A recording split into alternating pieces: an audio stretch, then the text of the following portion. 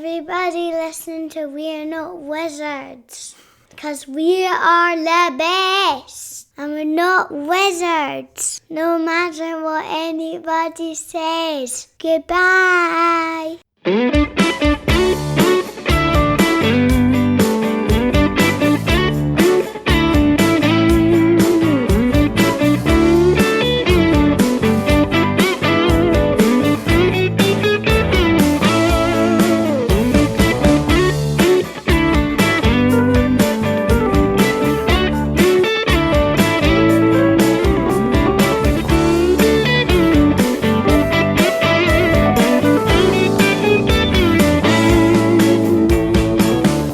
I don't know. Is this even started? I think this has started. We can just edit stuff in. Do you know this is what happened when Jesse was on? You started talking. It's like do you know what it was? It's like turning on a tap when you'd shut the water off for like 5 minutes and you get that all of a sudden build up of pressure and it just went and that was it, and it was amazing. Right. So I'll do an intro. Okay. I don't care. I can cut this in the middle. I can put an intro at the beginning. It doesn't really matter. Yeah. Well, welcome to We're Not Wizards. That's it. It's so That's like a it? film. That was rubbish. No, that was awful. Okay. It could be. We could do the Star Wars crawl because this is effectively it's the end of the trilogy, and there's only a Star Wars trilogy. Because we've had Jesse on. And then we had Kay, and then now we've got the one and only Mr. Jake LionHeart coming on to We're Not Wizards to just have a general chat about stuff. Yeah. Isn't that right, Mr. Jake LionHeart? That's what I'm here for. And I know if you're like, oh my gosh, I wanted to talk about board games and stuff. I have some controversial stuff that I want to talk to Richard about this evening. So stay tuned, especially if you're a millennial. Tuned. And you enjoy Monopoly. Oh yeah, stay tuned, because this is about to get real. Yeah. We'd like to point out that due to the nature of some of the topics that we may be bringing up on this episode, that the swearing might be present. It is after a certain time at night, especially over here in darkest, deepest Scotland. So we're past the watershed. So there might be the occasional swear just to make you aware. So just in case. Yeah. We're certainly going to be swearing about that game that you're going to be talking about kind of later on. For people that haven't listened to us before, thank you for listening. The reason that we do this is because I'm like the Terminator. I've done about 220 episodes. About 100 of them have been in the space of this year. It's ridiculous. I can't be stopped unless I was going to be like in the hydraulic press at the end of the Terminator. And Sarah Connor's looking at me and she's like saying, you've got to be stopped doing all these podcasts. And I'm just like keeping on going, and the other reason that I'm doing this and I have to be stopped is because I keep coming out with crap analogies. But the other reason is we did have Jesse on from the Salt Report, and we've had Kay on from the Salt Report to talk about cosplay. And now we've got Jake, the wonderful, fantastic, the kind of the daddy. The daddy of the Salt Report. The daddy. He's our dad. I'd like to call him daddy. No, that's Jeremy Greer, who's the dad, Jeremy but not Greer. Our daddy. Why do we have to let's ring the Jeremy? Jeremy Greer is bell. Like, everybody knows who Jeremy is. He's like the guy that you know, but you don't know. So, yeah. Yeah. Exactly. It's like 7 degrees of Kevin Bacon. Yes. Do you know what I mean? It's like you can actually trace back any podcast that exists back to Jeremy, Jeremy Greer. Because do you hear he interviewed Danny O'Dwyer? Yeah. And I thought it was funny that he was like, special secret guest next week, and then Danny O'Dwyer's like, it's me, bitches. So He totally plays cover. Yeah. It's like that. It's like you've gone down to like see what your Christmas presents are, and your mum and dad's kind of like wrapped them up in cling film. So you've gone down there, just sitting there, they're totally see through. It's like he's like, special secret guest, and then Danny's like, surprise. All right, everybody. I was so happy to be involved in this show. And Jeremy's like that. I can still edit you to make you sound stupid. Yeah. No, I mean, that must still be an amazing feeling, though, for like somebody that everybody likes to be like, hey, I was on this podcast. And you're like, what?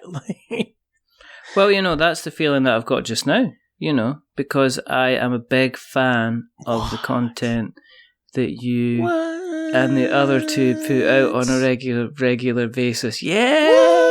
I've been listening to the Salt Report for ages and ages and ages, which is why I started off on this quest to kind of get you on. Yeah, I know. How long has it been? How long you been, guys? Maybe like a year and a half. I think April is 2 years, so...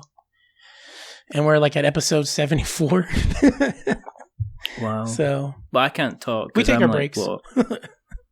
I'm February. February, I think, is 2 years. Wow. No, February's 3 years. Yeah, I was going to say, you've been doing this for a while. 3 years. Yeah. You're a way better podcaster than we are, so... Nah. Yeah. Nah, just because you do something more often than other people doesn't mean you're any better than anybody. I just like to speak to people and get, I'm just nosy, and that's just the way that is. That's what makes it is, seriously, because somebody says, "Oh, how come you like podcasting so much?" And it's like, because I get to put people in situations where they have to talk to me. They have to talk to me. They have no choice. They have no choice. Yeah, but anyway, so board games. Board games, man. I don't play them. I was playing. I know. And that is just it's not because I don't want to. It's that, like, I think in the hood, people are like, no, we don't play board games. We don't got time for this. Like, why play Monopoly when we can actually go make real money? You know what I mean? Like, I think that's what it might be. But how many times has somebody been stung with a bag of Monopoly money? Yeah, that's true. How many times have they done a deal, and they've opened up and they've like, damn, I've been given a whole pile of community chest and chance cards and some pink $50 bills. I don't know. That's why we didn't get you on. I was like, you always try and say, well, is there a tenuous link to doing board games? But it's not. As I say, this is a special thing. Yeah. It's about the ending of the trilogy, so it doesn't need to be. But yeah, no, like it's all good. I'm like fascinated though, because like some of the board games you talk about are like really cool, but I'm just like, you need people to play, and like none of these like ghetto people want to play with me. So, and then I think about like D&D. Like I'm like, how am I a nerd that's never played D&D? And it looks like there's no like opportunity for that to happen, because I would imagine being like in a room with somebody to teach you would probably be the best way to do it. Not like that, like you can't do it over the internet, but I would imagine like, hey, no, this is what you do, blah, blah, blah. You want to do this. Probably a lot easier than over Discord or Skype or something. But you get groups that do play online. Yeah. But I think it's one of those things where you've maybe done it before. I mean, the first game of D&D I ever played was on a face-to-face basis, and it was just a general kind of role-playing game. Mm-hmm. And I remember I went for about 2 sessions and it was very dull. I didn't go back because the guy was so fixated on figures and numbers and stuff like that there was no story. It was all about, it's like I sit up in bed, if you could roll a dice. It's like, no, I'm not going to roll up dice for sitting up in bed. I don't want to be. And that was kind of what it was, which kind of stopped going back. But you do get these online things. I think Roll20 is one of them. And you can actually get people that kind of play online.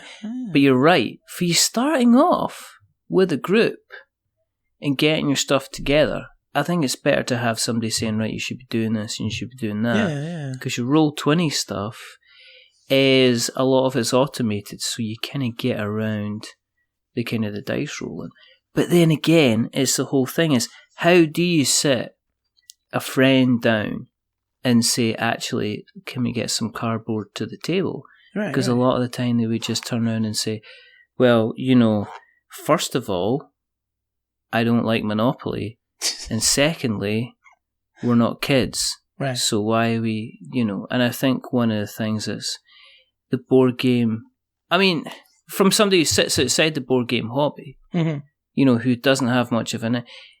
I mean, what's your thought? I mean, what do you see when you look at the board game hobby? I know that you listen to me now and again, but what, as somebody that's staring in, is it an accessible thing to get into, looking from the outside for somebody to think in it, or is that just a mystery, a kind of a misnomer that we've kind of, as people in the hobby, have decided, well, we want to think we're accessible, but maybe we're not as accessible as we'd like to be. Yeah, see, like that to me is like the interesting part of it, because like, you know what I mean? You'll watch stuff like, well, like Critical Role and all these like shows for that, and then what was his name? Wesley from Star Trek has his tabletop game. Yeah. And so you watch this with all these like, hey, they bring on YouTubers and celebrities, and you know, they have role-playing games or like whatever type of games, and they look fun, but then like I'm in the situation where I'm like, oh, like of my friend group, I might be the nerdiest one. So they would be like, no, I don't, you know, no one that I know plays board games other than it's like, hey, it's Christmas. We've got, you know, of course, everybody brings that up. Monopoly. What's another one that they bring up? Maybe, is it Taboo or something like that? Or what's the one with the Cards? You have your phone. Cards Against Humanity. Yeah, not even Cards. See, that's the thing. Nobody that I know plays Cards Against Humanity. Not even that game. Yeah. One of the ones we had got was like a card game, and I'm totally spacing on what it is. And it's like kind of like, it was a Kickstarter too, where it's you do voices or accents. And so you'll pull out a card that says like, oh, Southern accent. And then you have like kind of like your shuffle of 5 cards, and you have to pick kind of like the best like thing to say in that accent. And a lot of them are like outlandish, like, you know, like, I don't know, you have Southern accent and you have to say like, you know, I got burrito junk down my top or something. I don't know. But like, that was like kind of funny, like everybody trying to do accents, and it's like everybody sucks at it, or somebody's really good at it, you know? But other than that, like, no, like some of these like fun games that you talk about, or that you do voiceover for Kickstarters. Whoa. What ding, a plug. ding, ding, ding. What a plug. Oh. Ooh. That just happened. Yeah, it just happened. That was just like... Cut to the commercial. Cut the commercial right now. Go, boom. I'm not going to do that overlay. Do you know, I could just do it here. Yeah. Do you know, I recorded that thing about, 25, 30 times? Oh, wow, really? Because one of the things, when somebody asks you to do something, it's not like I was confident enough to say, well, I'll do it 3 times and then I'll send it through. Right. I kind of did it a couple of times and said, okay, here's a sample. And then they came back with some notes, and they went, okay, could you do this, and could you emphasize this, and could you emphasize that? Yeah. And then you're like, okay, I got to do all this. So then you became very self-critical. Mm-hmm. So then you're listening to you're kind of doing it, and then you're listening to it, and it says, you know what? I'm just going to record this like so many times with so many different inflections. Yeah. And I am just hoping that one of these kind of takes place. It's as you mentioned, the game's terminus breach. It's like a tower defense. It's a tower defense game, and they said we needed somebody with a Scottish accent, so that's why I did it. So it's going to be interesting. I just had to plug that in. I'm like, this is a great place for a plug. No, you just make me all embarrassed. You know, I'm not good at accepting. Accepting kind of compliments and stuff like that. Oh, you're the best. Just accept it. But anyways, going back to what you're saying. Like, I think it would be fun. Like, I've had one friend invite us over, and we played a board game. And again, like, we played it that one night, and I had a blast. It was super fun. Couldn't tell you what the name of the game was, but I really enjoyed it. But it's just that I don't know anybody, and I wouldn't even know what game would be like, other than like Apples to Apples. I think is another like basic, like, it's Christmas, Thanksgiving, family holiday. Let's get together and play a silly game. But like those fun epic games that you talk about are some of your guests who are kickstarting or coming up with these very creative, awesome games. I have no idea how to get into any of that. And I guess some of it might even be like, oh, just go to your local comic book shop. But then I'm like weird. Like, I'm like, hey, fellow nerds, can I pull up a chair? You know what I mean? Like, how do you just stay fellow kids, Steve Buscemi? Yeah, exactly. Hi, I'm not a narc. I'm like 35 years old, fellow kids. Like, exactly. Yeah. Exactly. But like, it's one of those like looking like on the outside of the window, like window shopping, like that looks fun. Yeah. I wish I had money for that. Yeah. Well, I've said this about like the best analogy that I've ever kind of heard or even used is the Willy Wonka Chocolate Factory one, where it's kind of like Gene Hackman No, it's not Gene Hackman. Gene Wilder. Gene Hackman. That'd be a completely different. Gene Hackman as Willy Wonka. Gene Hackman as Willy Wonka. What are you doing? Were you picking your feet in Poughkeepsie? Kind of thing. Go through that door. Yeah. That kind of thing. Eat some chocolate. That kind of thing. But it is like kind of opening that door into this big, huge world, and you can be standing on the outside, at the other side of the door, and not even kind of realize. And it's almost like people that are playing, and you can have people that are kind of like living, within a matter of minutes from you, that are going down to the local store and they're playing, and you don't know anything about it, because it's still one of these things that once you're in there, it kind of opens itself up to a whole big huge community. Mm-hmm. But I think sometimes it's kind of, people talk about, well, it's accessibility, but I think it is almost the case that I don't think that people would jump in off their own kind of own back and just say, right, I'm going to pick up a couple of games. I think they would go and do some research and pick up some games from there, or they would end up getting introduced by a friend and then getting in from there. That's probably a blinkered way to look at it. It's probably the way most hobbies are. Yeah, I think it usually is that way, right? Like a friend brings you in. Like that's how, like, I remember when Apples to Apples was like a huge thing. It was like, I went to a friend's house. They were having like a, little get together, and they're like, hey, we've got this game called Apples to Apples. Let's play it. And then you play for the first time. You're like, this is amazing. I need to go to Target, Walmart, whatever, to go buy this as well, But then, like, that was, like, the last time something like that happened with a board game. I mean, the only other one was, like, I was in, like, kind of like the Target, area with the board games. And they had one called, like, Smartass. And it was just, like, a trivia game. But, like, you have little spaces where I guess you lose a turn if you jump on, like, the dumbass. And it has, like, the donkey on the cover, right? So, like, you have the dumbass and then, like, stuff like that. And, like, you have these different little trivia questions. And that's fun. But, I mean, other than that, like, I'm just like, like, I haven't had a friend that's like, hey, let's play, like, such and such a game or something like that. So, I know. No, I know what you mean. Yeah. I know what you mean. And it's, and the other thing is as well, it's, it can be expensive. Huh? It's a luxury. I mean, it's a kind of a luxury-ish hobby. I mean, it is video game prices for games. Yeah. It is 50. It can be $50 a game, and there's some games on Kickstarter they're like $100, $120 just to get in, and that's a big chunk of change to be going towards something. But a lot of the bigger games, even the games that you would see in like Target and stuff like that, $20, $30, $50, but they're kind of sneaking up, kind of thing, because the production costs have gone. I don't think the production costs have gone up. I think that, I think they naturally have, but I think also component quality has gone through the roof. Some of the quality of the stuff that people are coming out with. I saw a game which, what was it called? Everdell. Mm-hmm. And I was at the club. I was at the club on Friday with my son. I was taking my son there. That's a completely different story, but I've started taking my son along to the club because he started to play Warhammer. So he's playing these little miniature games, Space Marines fighting kind of against the Horde and everything like that, So he started coming along to the club with me on Friday, and then the club there, they've got this game called they had a game called Everdell. And Everdell is like, it looks like a board game. It's got cards, it's got lovely little tokens, they've got like little apple pieces that look like actual apples. They've got, and in the middle of it, or at the side of the board, you actually make a tree. So they've got a kind of a representation of a tree. And this tree, right, it's not like 3 inches high. This tree must be about kind of like 10 inches. Wow. 8 to 10 inches high. And yeah, exactly. And it looks prominent on the table. And you got to build this thing up and you put your little wooden pieces and stuff like that on it.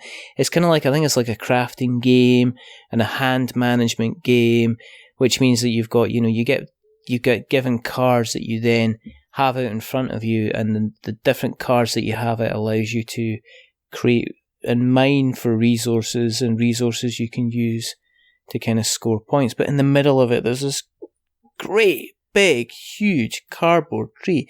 And I'm looking at that and I'm thinking, yeah, I remember back in the 80s and the 90s, kind of like, I remember kind of like the bigger showboat games, your Lost Valleys of the Dinosaurs and your Hero Quest and everything like this world. But we seem to be entering into where production values are so high, and that's kind of adding like a premium on the game. And, you know, it's becoming, you know, more and more kind of difficult to, I guess, to keep up with the new. If you imagine, look at it this way, it's imagine going on the PlayStation Store every day and buying like 5 games to keep up with what's happening in the board game community. Because at the moment, they're releasing game after game after game. There's a lot of games kind of coming out, and you're just sitting there and you're going, oh. And, you know, every time, there's ones that you buy and they're fantastic, and there's other ones that you buy and you're like, oh, thanks, an avocado.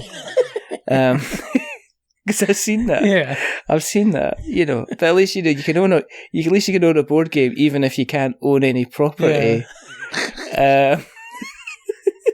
Because I saw this, and you said you wanted to talk about it. Monopoly? I thought this was a meme, a joke, a gaffe. I couldn't believe this was real. And then, like, sure enough, like, I even took a screenshot. Did you read the back? Or read any of it? It says, Monopoly for millennials. Forget real estate. You can't afford it anyway. Wow. Like, what a freaking slap in the face. You can't afford real estate, millennials. And then like I gotta read this for those that like haven't. It says, adulting is hard. You deserve a break from the rat race. Live a little. Collect experience points by visiting the hottest destinations. From your friend's couch to the vegan bistro to a week-long Mediterranean retreat. Set the trend. Collect money from players who visit the destinations you discovered first. Win. The player who collects the most experience, not the most money, wins. And I have to say, one of the like little like you know, like, oh, are you going to be the dog? Are you going to be the car? Are you going to be the boat? One of them is a hashtag. Yeah. Like, no. Because, you know what I mean? Like, hashtag Monopoly, hashtag millennials, hashtag we can't afford real estate. Wow. Really? But I'm like, what a slap in the face. Forget real estate. You can't afford it anyways. Because you guys are too busy drinking your chai tea at your vegan barista. So, wow. Jeez. I don't know. I think you know what I mean? This is what we were talking about earlier. Somebody's made an executive decision, and that has passed up about, 7 or 8 different groups of people have all looked at that idea and thought, yeah, let's do that. We can run with that. And somebody sat through in a graphic design department, and they have decided on they have actually looked at the message on this while they've been deciding the fonts. And then somebody's written the copy, and then they've passed it to distributors. And then somebody at flipping Walmart or Target or wherever has Walmart, signed off on that and said, yeah, we'll take and then it's like, it's such like a joke that people are going to buy it because it's a joke for one, so they make money there. Or like, yeah. And I'm looking at, what's the name of the guy? Mr. Moneybags, Mr. Pennywise, Mr. whatever? Something like that. Yeah, I think it's Pennyworth or something. Pennywise. He's got like a coffee, and then like the hot slip that they put on it says, go past go or whatever. He's wearing a participation badge ribbon. It says participation. I can't even really read it, but the big letters says participation. He's got his earbuds on and his like fancy glasses taking a selfie.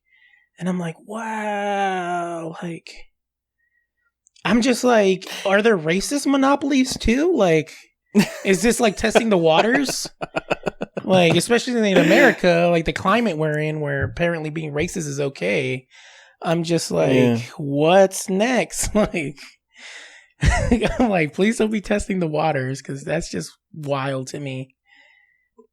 I think somebody thought that's a really good idea, and it's a really, really funny idea. And then there will be people that will be going like, why are you taking the piss out of us at the fact that you, if this is in a previous generation, thanks for wrecking the economy and meaning I know this is really, really funny for you, but I'm going to be renting for the rest of my life and never actually owning a house. Yeah, and you want me to be rolling some fucking dice over it?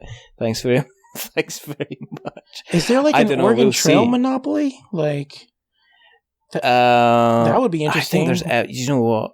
I think Monopoly's getting close to like Rule 37 in porn. It's just like, you know what I mean?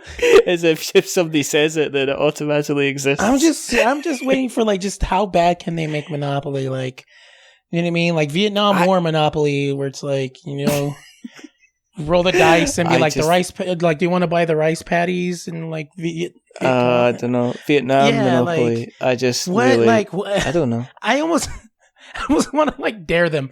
Make the worst. This is bad, but make something bad. Like make something where they'd be like, you can never play Monopoly again. Like I The Mario. You just ran around the track. Yeah. I played one that had like credit cards. Have you seen that one? Is that the one? Is that an electronic one? Yeah. So instead of playing with the money, you get like a credit card. Oh man! And then like and then like everything is like rounded up. Like instead of like you get $100, you get $1,000 or something like that. But I saw there was a kids version of Monopoly and nobody lost. I think this was in the like sanitizing it, and they were saying, here's the kids version of Monopoly, and everybody at the end of the game has a really big everybody party. Gets so frustrated and with that game. nobody loses at all. On the other side of it, I just played. It's my son's birthday, and it was like it was a whole thing. It's like, you know, he's 6, mm-hmm. and I'm getting him into. We're playing board games now. I mean, he's kicking my ass at Pokemon. He's like sitting there and he's like, you know, the weekend, yesterday morning, he taps me on the shoulder at like 6:30, 6:45 in the morning and says, can you come downstairs? I've set everything up. And I'm just like going, I don't know what you've done. What have you done? But you go downstairs and he's got the Pokemon cards all laid out, and he's set up all all the cards and everything like that. Yeah, that's cool. So we've been playing Pokemon. So I think, you know, so we've been playing games. I not sanitize the rules. I simplify the rules a bit. I start off at the base game, and then I build up and add on rules as we go. So he's slowly learning some really, really complicated games. He was playing Warhammer with his older brother today. So he was just rolling dice, and he doesn't know what he's doing. He's rolling dice. He knows that he's fighting the bad guys in space. He's like completely happy. Yeah. But then he got told it was his birthday, so he got asked, you know, kind of what he wants for his birthday, and you know, he says, he really wants a board game, so he got a relative kind of bought him the kids' version of Cluedo. What?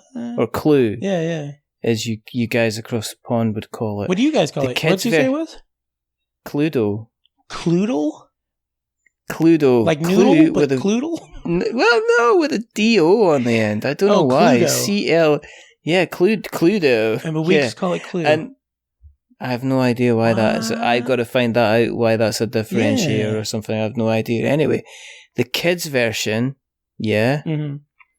You don't kill anybody for obvious reasons, right? Okay, but you've got... you should imagine... Nobody dies. You imagine...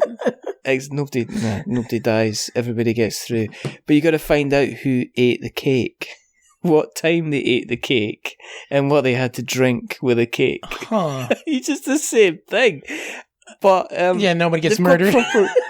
Nobody gets murdered unless they find out who ate the cake. I guess that's kind of a cute way to teach them the game. It's kind of. It's not like the Monopoly where everybody wins. Like somebody's like, who ate the damn cake? That's a big deal for a kid. So I can understand, like, with us, like, we're adults, murder, that's a bit, we have to get to the bottom of this. It's the same thing with kids. Like, are you serious? The last piece of chocolate cake? We got to get to the bottom of this, guys. But then again, once they found out who ate the last bit of chocolate cake, potentially you could move on to the next game and say, okay, who murdered the person for eating the last bit of chocolate cake? But it was like, that's what was going on. And so it was fun. I mean, I can only imagine you like telling your son that, like, you really like the cake game. Well, let's step it up a notch. Murder. Let's go. Someone died for that piece of cake, son. Let's find out who did it. Let's find out who did it. Yeah. Let's move on. I wouldn't know how, but I don't know, because like, it's like kind of strange, kind of dialing it back to, and this is when my board game snob comes out, when it's like, it's kind of strange dialing it back to a game that kind of the entire kind of rules for the game appear on one sheet within kind of like 2 paragraphs on a piece of paper. But then on the other side of it, I played a game on Friday night. We played a game called Ravage Dungeons of Plunder, and those rules were on about 3 pages, and it was like going about as a group of orcs fight. You were like doing it from the orcs' point of view, so you're trying to go about a dungeon, try to collect teeth by killing enemies, but occasionally an adventurer would rock up, you know, like a barbarian or a elf or even a wizard, and you had to go and kick their asses, and it was so much fun because we got the wizard and we made him cry. Nice. which was kind of how it was. So I don't know. Millennial. I don't know. I think it's it'll probably sell a lot because I think people are buying just say, okay, let's see. And then there's like so many collectors because there's so many collectors versions of the game too. So it'll make money. It's just to me. I just feel like millennials get such a bad rap, and it's just like you realize like they're going to be running the world, not that far off. Like it's pretty interesting. Like maybe we should be like like bringing them up with us, not like trying to poke fun at them every second of the day. But I mean, if they do something funny, then yes, let's all point and laugh. But at the same time, it just concerns me that I'm just like, especially with that, like, you'll never own real estate because you can't. You're a loser. You're too busy with, your social media. So just enjoy experiences. And I'm just like, come on, your social media and your 3 jobs. Yeah. And, and your vegan barista, what was it, bistro? I'm sorry. God, what's the joke? Like, houses aren't selling because millennials aren't buying them, and I know. And it's like, well, they don't have any money to buy anything, so what are you kind of expecting them to do? Especially when you're like, we want like somebody to have 5 years of experience for this job, but it's like, if you don't hire me, I'm not going to get experience. Like, how am I supposed to get this experience in the wild? Like a wild experience has appeared, so like I get, you know what I mean? Like bringing back to Pokemon, wild experience. My group exactly, and then you get the dink. Oh, sorry, it escaped. Yeah, exactly. I used my Pokeball to capture some experience. I'll be back in 2 years. Me and Ash Ketchum. Except Ash Ketchum would have he is traveling the world. That poor kid can't get a job. All he knows is catching Pokemon. Like, he has no other social skills. Like, what does he do for money? Just Pokemon. Like, what does he do for what? He has to capture these poor, cute animals and sell them for like blood money or something. Do you think there's an entire dark version of Pokemon? Oh, totally. Like where he's like selling off Bulbasaur leaves off their back, and like elephants and their ivory. Like it's like Bulbasaurs and they're like petals. Wow. Yeah. He's down the market like selling Magikarp. Yeah, exactly. Do you want a kilo of Magikarp? People are like sniffing Magikarp scales and stuff like that. I know. That's probably not his first Pikachu. It probably isn't. Yeah. He's probably got gloves. Oh man, he's got nice. There's a nice scarf set going about that's made out of Pikachu. Oh my god! Yeah, he's got a Pikachu. He's got a Pikachu fur. No, he's probably using them. He probably sells them to like local municipals as power sources. Yeah, I know, breeds right? them. It's like, how does Ash Ketchum get his money? I mean, because let's face it, he's traveling the world. And they're always eating. And you telling me that they can just go to those Pokemon hospitals and they just like hand over their Pokemon and they do it for free? Right. There's no way you can't do it in game for free. He's a Pokemon. How'd you get money in game? I never thought about that. He's a Pokemon poacher. There's an entire dark Netflix series like Castlevania. That's waiting to happen. Can you imagine he's like taking pictures in the wild with like a Charmander, like holding its head up like a prize, like, just like, how like those like really bad people hold up the lions and stuff like that, but it's like Ash Ketchum and a Charmander or something like that. Like except what he does before it passes away is he lights a cigar on its tail, because obviously before the tail light goes out. Oh yeah, exactly. He just like puffs away and then he takes a selfie. And because obviously bad people smoke. So he's got an entire kind of like photograph album of like bad things that Ash has done. You know what I mean? And that's what he does. And then he gets his cap and he puts it on backwards. Yeah. And this is just a whole range of, I don't know. I am looking for an official explanation as how Ash Ketchum gets his money, because something's going on. Yeah, he's a child in the wilderness of Pokemon. He's going about, and where's his? Where's the parents? And exactly. Weird. What's his name? Dr. Oak or something like that. Who's this guy? Yeah. Why are you talking to children, my dude? Like, where are the parents? I don't know. Are they just happy for him? I mean, let's face it. The Pokemon series lasts for months. Oh yeah. I mean, he's walking about. He's not like he's going home. He's getting the bus. He's going out there. Yeah. He's going out there with no money, no food. Right? Boy never wears a jacket. Oh yeah, he's got the cutoff sleeves. He's not even prepared for the rain. I mean, do you ever see him wash? I don't see him have any clothes. Probably stinks. I mean, no wonder. No freaking kid smells like booty walking around trying to chase Pokemon. It's just a bit. That's how he attracts them. He's just smelling like farts and corn nuts. He just smells like fungus. Yeah, he smells like feet and freaking Doritos. Just like everything. Well, that's what he would do because he's a young kid. Yeah, he'd just be good about eating crisps. Yeah, that's what his diet is. It's like sodas and crisps. Doritos, and just dies of scurvy because he's not had vitamin C in about 3 months because he can't remember. Eating. Yeah, it's like eat an orange, Ash. Like Jesus. Eating the still beating heart of a Clefairy as he sells it up. Yeah, he's like savage. A vampire. Eating all he's just a terrible man. I'm kind of glad the series. I don't even. They're just going to keep him going. Oh yeah, but we need dark Pokemon. Yeah. We have questions. I have questions. I need answers to kind of what's kind of going on. Yeah. When you were growing up, because I mean, obviously you're saying, well, the board game side of things it's just not a thing that happens. Yeah. But you said that music, I mean, one of the things that you do, and we'll be making sure that, there's so many links going in these show notes for to your music stuff.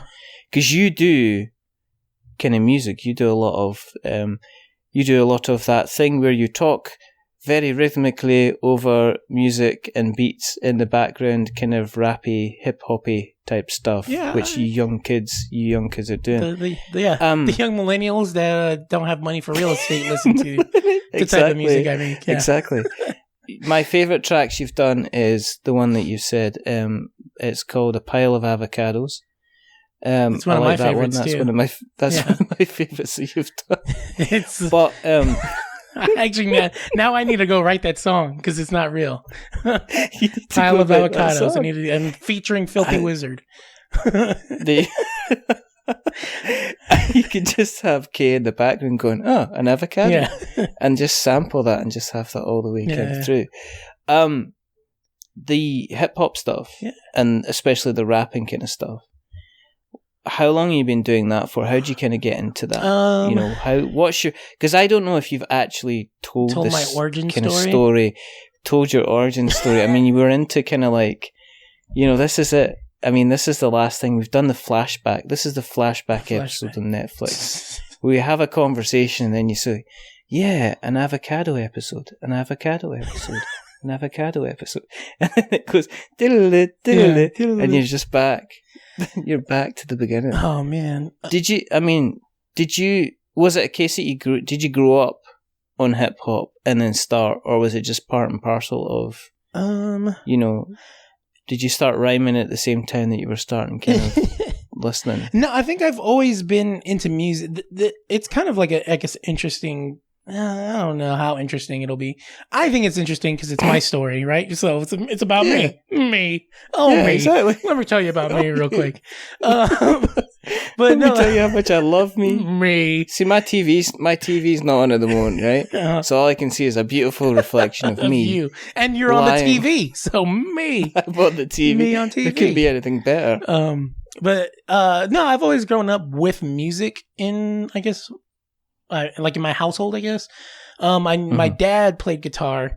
But he passed away when I was 5. But he had like guitars all over like the house. So that's I just grew up like knowing there was guitar, so music or whatever. And I remember I got in trouble one time as a young kid because he had this like really nice guitar, like acoustic guitar in a case.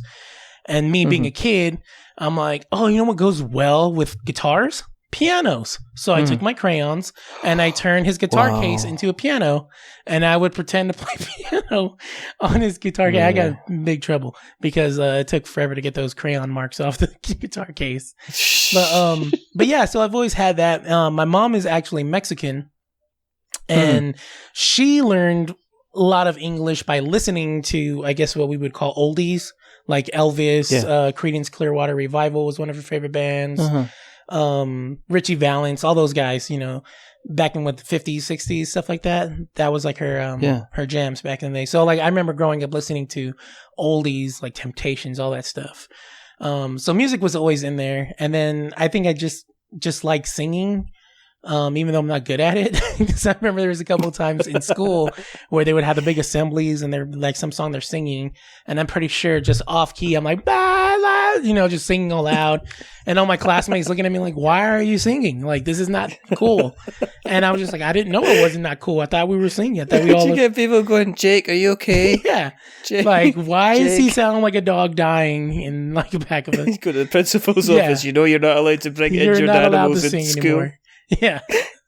but yeah, so then I just grew up doing that, and then I think just naturally when you're like listening to music, you pick on stuff, like you pick up on like harmonies, or I guess what later on would pay off in hip hop is like the ad libs and stuff like that. So I remember, do you remember the cartoon Tiny Toon Adventures? Yeah, it was kind of like the young kid version of like Looney Tunes. Like, so I remember that song would come on, and like I would like do what we call in like hip hop punch-ins, where like Tiny Toon Adventures coming, da na na, and then you'd be like bam, bum, da da da, bam, bam, and like, you know what I mean. So I'm coming with, and I remember my mom coming in like, "What are you doing? Sing the whole song. Don't just throw it." Like, so I was like a hype man to like the cartoon. Like, you know what I mean? Like, I was the Spliff Star to Busta Rhymes, like, you know, rapping or whatever, just coming in on like the rhyming parts or whatever. And so I remember that stuck with me because I remember my mom just coming in and be like, why are you doing that? And just sing the whole song. And I'm just like, I don't know, Mom, it's fun. I'm having fun being a hype man for the Tiny Toons right now. And then I told you about bringing animals into the house. Yeah. And then I got to, I want to say middle school age, so maybe like 6th, 7th, 8th grade. And I had a friend who had an older brother, and they were all cholos. So I'm hanging out with the cholos, and they play an Eazy-E tape. And like, it was the coolest thing I've ever heard. It was Eazy-E's Eternal E. And it's that first song, Boys in the Hood, where Dr. Dre is like kind of like talking to his friends. He's all like, "Hey, remember that old stuff that like Eazy-E was kicking?" And they're like, "Oh yeah." They're like that I forget what they said. And they're like, "Yo, E," and he's all, you know, you can hear him like in the background like, "Hey." He's like, "Get off the piano and kick that old funky shit." And then you hear like the fake, like he's like getting off the piano, which I'm like, nobody gets off the piano like that. Like, brrring, like, you know what I mean? Like, no one does that. You just get away from the piano. But then like that first whatever he sampled for Boys in the Hood, that bam, bam, and then that beep boop, beep boop, and I was like, this is dope. What is this? And then like, of course, it was like the radio edit. So it was like the Boys in the Hood are always hard. You come talking that trash, and they'll pull your car. So I didn't even know they were cussing. But then like, how old were you at the time then? I must have been like, how old are you? Like in like 7th, 8th grade, like maybe like 12, 11. Yeah. Something like that. And I remember just hearing that and just thinking that was dope. And then like, then I found out about like NWA and stuff like that. And I'm like, oh, these guys are cool. And I remember there was this like compilation tape, and there's this guy named Just Ice. And then I don't even know if anybody knows who that guy is, but he has like, you can say my name Justice, or you can say Just Ice. And I'm like, that's dope. I didn't even think, like, you know, I'm like a young kid, so I'm like, I didn't even think of your name that way. Holy crap, way to blow my mind. Justice or Just Ice. Like, you know. And then so I just started like. How long did you spend afterwards trying to write another name that was just like like that? double meaning and stuff like that? Like I actually ended up having a name. One of my first rap names was like that. It was What was it? I have to wait. Hold on. So I'll get to it because it's ridiculous. It's ridiculous. Okay. I want to hear this. So then I got into like that. So listening to hip hop, and then from there, you just jump onto like everything else, like whatever's mainstream, whatever's popping there. Like Master P was blowing up. Bone Thugs and Harmony ended up being like one of my favorites. Mobb Deep. Then like Goody Mob. I listened to all the mobs apparently for some reason. Goody Mob, Mobb Deep, all those guys. And then I think I was in like 8th grade when I was like, "Yo, it's time. It's time to do this." So then we started like writing rhymes and stuff like that in 8th grade. But like I wouldn't tell anybody. And then me and my other friends kind of like had like a group called the Road Dog Thugs because apparently you had to be a thug. Even though like we totally weren't thugs at all, like we were the nerds in the hood, but we were the Road Dog Thugs. And then my first rapper name ever was Ghetto Thief, believe it or not. Apparently I had a problem with kleptomania back when I was 12, and they're like, "You're Ghetto Thief," and I'm like, "That's cool," because then if I'd ever do an album, I could call it Grand Theft Audio. I was like GTA. Video games, boom! Wow, it never happened because I was dumb and 12. Mind blown. Yeah, but just that was my first rap name, right? But that can still happen, though. It can still happen. I think it's already happened. I think I was at like a Circuit City one time, and there was some rapper that had a thing called Grand Theft Audio, and I'm like, well, can't do that anymore. Someone beat me to it. But no, so that was the first, and I'm embarrassed by that one, Ghetto Thief. I'm like, what an idiot. But then this is interesting. Okay. So follow me if you can. In high school, I joined an organization called Sigma Beta. Sigma Beta is like a mentor group to a college fraternity called Phi Beta Sigma. The thing you need to know about Phi Beta Sigma is they are an African American fraternity. They were established in 1914. And they've always been an African American fraternity. And here I am joining Sigma Beta, their mentor program, a half white Mexican boy that looks 100%. I look whiter than white. I've seen your pictures. Yeah, you've seen my pictures. You could be Scottish. I mean, you're probably close to being Scottish. I just have like really dark hair. You could pass. I think that's the only thing. Yeah. Did the Scottish people have really dark hair? I don't know. Some of them maybe do, but most of us don't. But anyway, the paleness could just pass. Super white boy joining this mentor group run by an African American fraternity. I end up becoming the president of this mentorship program, and I end up going with our group to a national convention in Los Angeles. Where I and one other dude, which funny enough, the other guy was same situation as me, but he even looked whiter than me because he had red hair. I think he's probably Scottish. Yeah, he probably had Scottish or Irish in him. But his last name was like his name was like Eduardo whatever. But everybody's looking like, who you fooling? Who you fooling, Edward? Eduardo? Sure, I believe you. But like Eduardo. Yeah, but like they're like, sure, Eddie. But like, so me and him are the whitest thing at this event, right? Yeah. And then so whatever, we had a good time. They were like, hey, you're doing a good thing, bringing in actual diversity with like, because we had Latinos and Asians and everything in our group, so it was like a big deal for, our little group to be so diverse.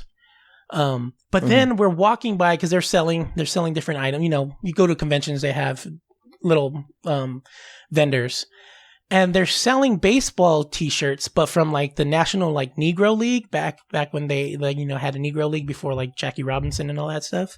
Yeah. And I see one that catches my eye, and it was a T-shirt for the Atlanta Black Crackers, and I was like, "Yo, Black Cracker, that's fresh. So I buy it, right? And then the thing is, like, you have to understand that, like, my mentor in this program is a black man. And, like, when he saw it, he's like, yeah, you're the freaking blackest cracker I've ever seen in my life. So I'm like, boom, it's meant to be. So then I started using that as, like, my rapper name, Black Cracker, right? Really? And I probably would have kept it, but then I had another friend who was, like, a white dude that was rapping, and he's like, yo, bro, like, I don't think Black Cracker is a good look for you to become a Black Cracker and be rapping. I think you might want to change it. And I was like, what am I going to change it to? And then at the time, like, I was on rap forums on the internet, and everybody would just be like, because no one knew what I looked like, so everybody probably assumed I was a black dude. They would start calling me BC for short, like Black Cracker BC. And then I thought, yo, BC stands for like prehistoric times. I'm a young rapper right now, so at this point in my life, I'm prehistoric. So then my rap name became Prehistoric because, you know, I'm still like maybe like 16, 17, maybe even 18 by this point. And I'm thinking like, yo, I'm going to be this historic rapper. I'm prehistoric right now, yo. BC. And so, yeah, I went with like prehistoric for a long time. And then for whatever reason, me and my friends were having this thing where we're coming up with funny alternative names.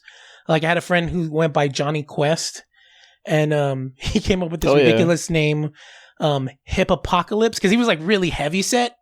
And I think maybe like in a battle one time someone said, oh, you big like a hippo. And like I forget, he came back with like some like funny line like, I'm like a hippo calypso dancer, and like your girlfriend romantic. Like he switched it. Like he won the battle. Like ended up like you know making it like I'm a hippo. But then he thought like, yo, what if my alternative rap name was Hippopocalypse?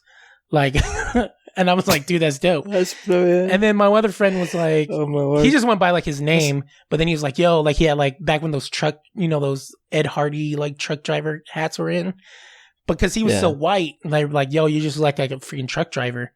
And he's like, yo, I'll be Mudflap, the rapper. So we started calling him Mudflap. Oh, no. And then I came up with the saying, again, another one of those, like, where you're naming something else. Yeah. So I was like, what if I call myself Understudy? Because I'm always under, you know, I'm studying. I'm always studying. So I'm always under my studies, getting my bars better. But then also I thought like being an understudy, be like, yo, if your favorite rapper can't do it, then call his understudy. Then, me. I'm his understudy. I'm your favorite rapper's understudy. So then I went with that for a long time. And then that went nowhere. So I just started calling myself Jake because my name's Jake. And then I don't really like my last name, my real last name. So this LionHeart seems cool. So I was like, Jake LionHeart. And that's the evolution of how I got to this rap name now. So it wasn't anything special of LionHeart then? You just decided I'm just going to go with I did LionHeart. write, there was one song that I wrote where it was just kind of like being real, like, you know, what I want to be remembered by.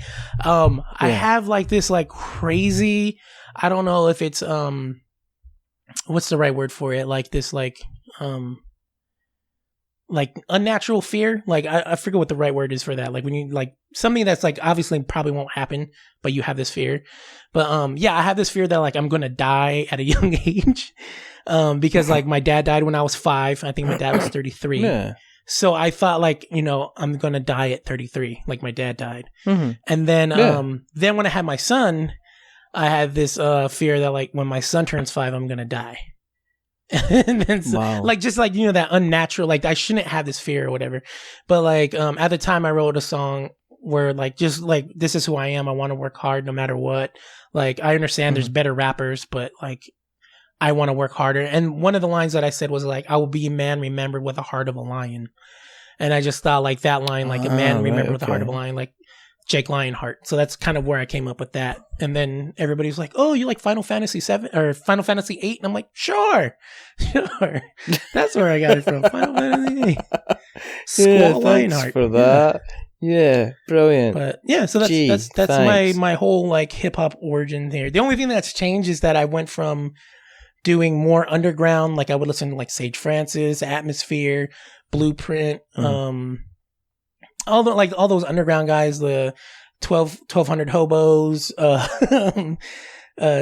LP, Aesop Rock, all those dudes that like did all that stuff, Glue, ADM, all that like art rap, I guess, artistic rap, underground, boom bap, like I battled rap. I did all that stuff. To I started doing for fun. I did a couple songs. Someone said to do like Overwatch character raps, and then somehow that got popular. Like I actually got featured by Blizzard on their battle, was it BattleNet, where you can launch it on your computer if you're playing online. Yeah. And then that was like the first time I found out like, oh, toxic people are real, because they came and told me that I should die of cancer because I shouldn't be rapping about like cowboys on Overwatch. And I'm like, wow, this hurts. I just made this for fun and for my friends, but thank you for making me feel like garbage. But yeah, so I did that, and then I've had like a song on like that video game Warframe. I think I was like 9th place in the contest they did recently. I've done some really cool stuff for independent comic book people, like people from like Oni Press, and one of my friends right now, they have a couple volumes out called Junior Braves of the Apocalypse, which before that one movie came out, the Boy Scouts and Zombie Apocalypse, or whatever that one was that came out not too long ago, they actually had their comic book, I think, already in the works. So it just kind of like worked out where I think maybe people think that's a tie-in, but they're completely two different things. But I did stuff for them, and so somehow I've found myself in like nerd rap.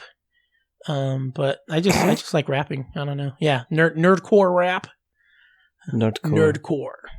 Has your style changed?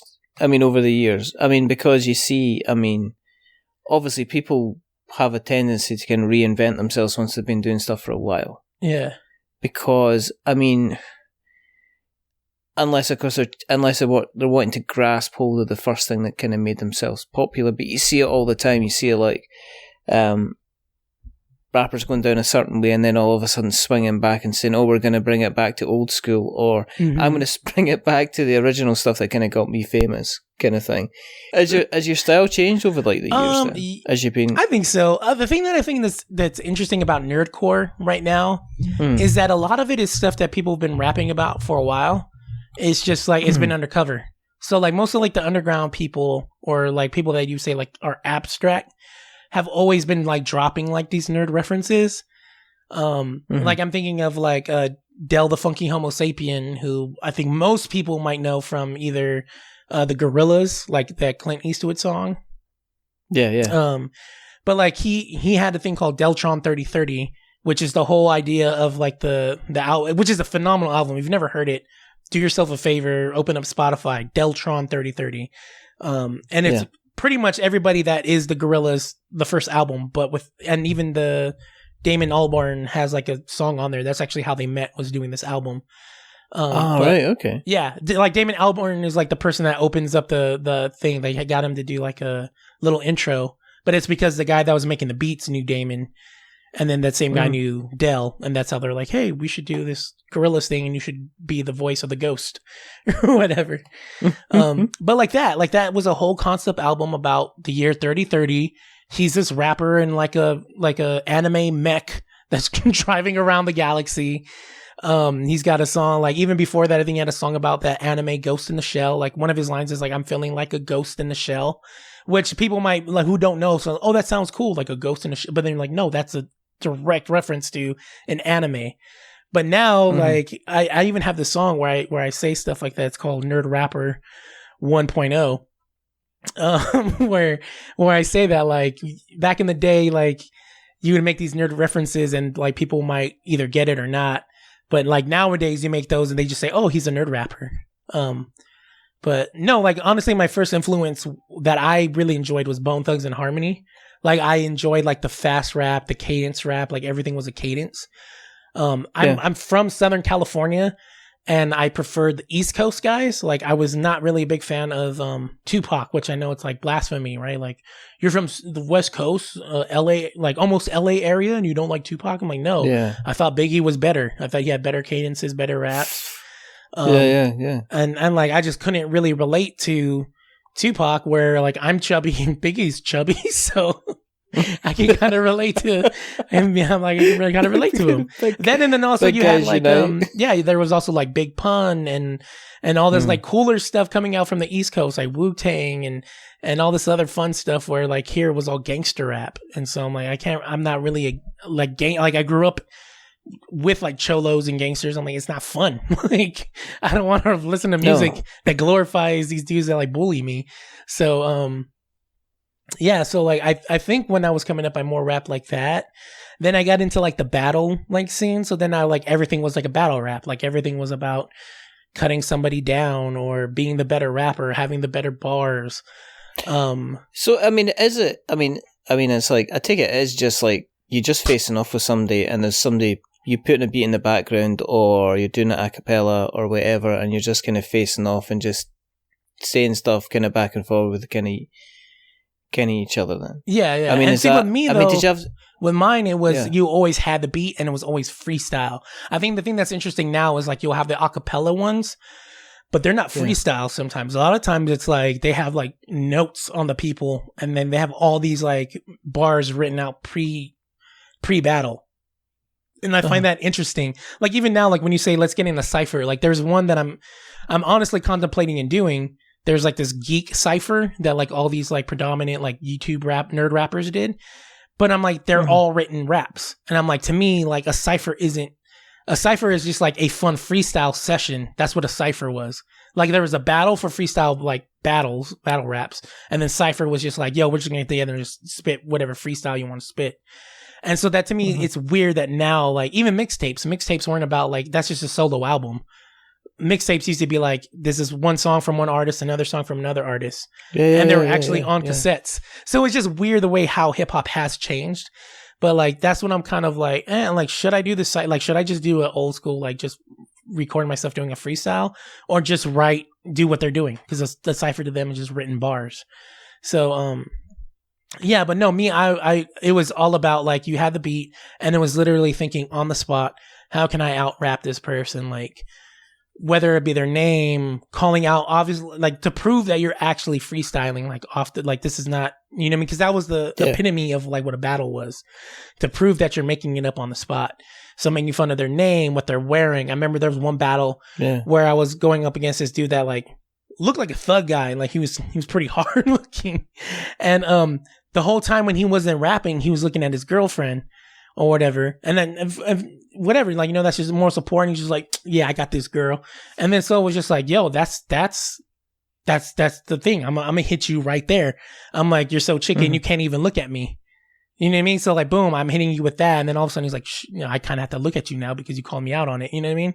So that's what it was about. It was like about like making up stuff on the point that made it. And so like, I don't know, you get very like in the end.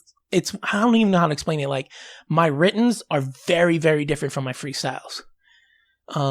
Which I don't get the freestyle that often because I feel like no one really is like into freestyles like they used to be, but.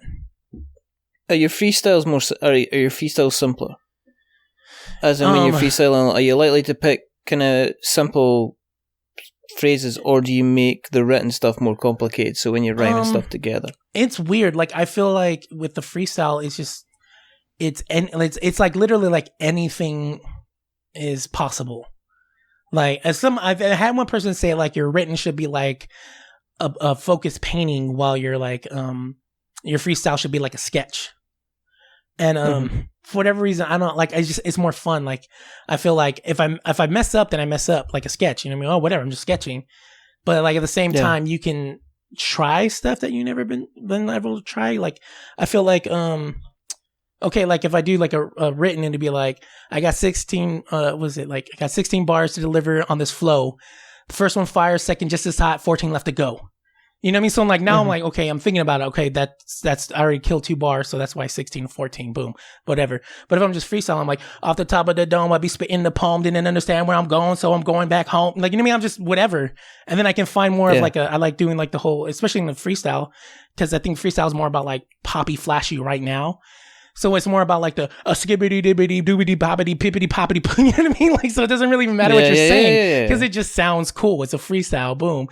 And then it's also about like trying to find, as you're kind of muttering nonsense, try to find that one thing that's going to hook somebody and make them go, oh, like I remember being in a freestyle at a party one time and having this dude like just like, you know, like the tough guy, I'm a rapper, I'm gonna blast people, you know, and like I think I just remember it because of how people like lost their minds when I was like, oh, you causing trouble, rubble. I'm like Ronald McDonald. I just want a double. Like talking about like there's like In-N-Out has this burger called a double, like a double cheeseburger. So like rubble as in like the Hamburglar. So rubble, I'm coming to steal your double.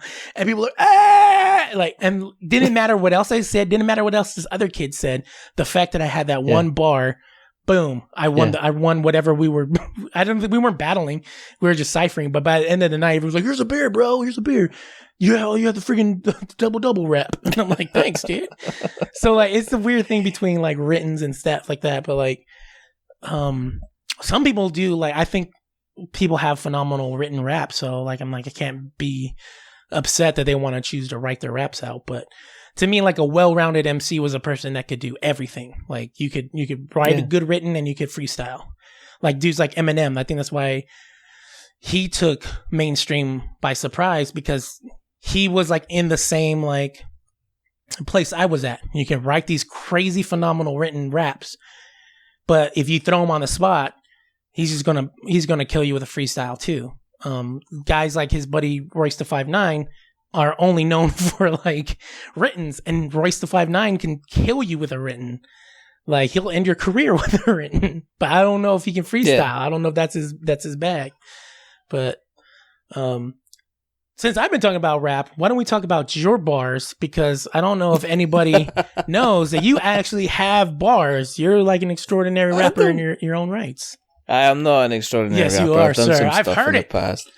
I've heard it. I did a Destiny rap a little while ago. I've done a lot of stuff. But it's us, I couldn't do anything on the spot or anything. I'm a terrible. My problem is I'm a perfectionist, so I would go back and do it again and do it again and do it again and do it again. Because my intro to hip hop was NWA. So I was 13, and then I went round to my friend's house, and they said, I don't know what we were listening to at the time. There was a mixture of whole different things that we were listening to, and I think, do you know what it was? When I was in first year at high school, that was when Bon Jovi in Europe, and those rock bands, Living on a Prayer was out, Slippery When Wet, the album was out, Yeah. So everybody's was growing their hair, and there was perms, and it was this glam. We just come out of the 80s, we just come in, we just come into the 70s and the 80s. So you're like at 86. So it's like the romantic rock kind of stuff. And then you got into high school, and all of a sudden it was like Bon Jovi came from nowhere. And I remember going around to a friend's house, and he's just like this. He's like, you've got to listen to this. And I was just like, whoa, come on, man, what are you talking about? And it's like, and it was NWA. Straight out of Compton. Yeah. No. That'll do it to you. I'm 13. I'm 13 years old, yeah. I'm 13 years old, white Scottish guy. Yeah. sitting in this room, and it was summer. It must have been like in the summer holidays, so it must have been about July, August time, yeah. And putting this album on, and just because the thing was, right, you never got swearing on music. You never got to hear kind of swearing or anything. There's no cussing on records or stuff like that. I think I remember like INXS released an album, and they've got one line, I think, in this thing called Guns in the Sky, and he goes, I'm sick of it, it's a load of shit. And I was like, whoa, Michael Hutchins, God, you're so fierce. Wow, I don't know if I can play this in front of my parents. And of course, I listened to NWA, and it was like it was the first thing. It's like Straight Outta Compton comes on. Yeah. And first of all, it's like, it's raw. It's raw as hell. And it's like, the beats just coming in, and they had the speakers all the way up, and you're just feeling the bass coming through. And then, Ice Cube comes, and that was me. I was done. I was, sold. And I was like, okay, what do we do next? And then, of course, what we did is you did what every 13-year-old boy did in the 80s, is that if somebody had an album, and you used to have these hi-fi things, so they'd have the stereo hi-fi. It's not like nowadays you get MP3s and copy MP3s. Yeah. He had the album, he had the decks there, so he took his deck, he played the album, and he got his tape. Mm-hmm. He got his tape machine, which was connected. It was a stereo thing, and he just pressed the record button and had that was NWA on the cassette. And of course, what I did is I went home. And I listened to it all the way through, and I remember listening to it, and I remember somebody saying, was it? They were in the paper because I think one of the radio stations in the UK I don't know if it was Radio 1 or Radio 2 or something like that, but there was a newspaper report that said basically as one motherfucker followed the next motherfucker, the record was unceremoniously removed from the because people hadn't heard this before. I mean, you hadn't. Yeah. This is it kind of. So I was like really, really into it. So you listen to that, and then after that, I think, well, what else is there? And then Public Enemy came up, and it was Fear of a Black Planet. Takes a nation of millions to hold us back. So you got to imagine my mindset at the time. I'm like hearing all these messages about how terrible I am because of playing. I'm just like absolutely digging it. But at the time, you kind of write stuff down, but I'm not. The style was always kind of like you do stuff in your bedroom, but you never take it any further than that because it's a different kind of thing. There wasn't people kind of meeting and greeting and doing stuff. And if you wrote, I'm kind of maybe tried stuff, but I never did anything public. I did that one Destiny rap because when I was writing for with video game website, it was kind of like, you can do, I was thinking about doing a rap. I was like, I could do a rap. It's like, you're joking. He says, yeah, we'll go and write some stuff. So I wrote an entire rap based around Destiny, the video game, and they put it out there. It's still out there on YouTube. I'm not going to put a link out there because then if you you put me on blast. It's like, put me on blast. Yeah, I've definitely been doing bars and stuff like that.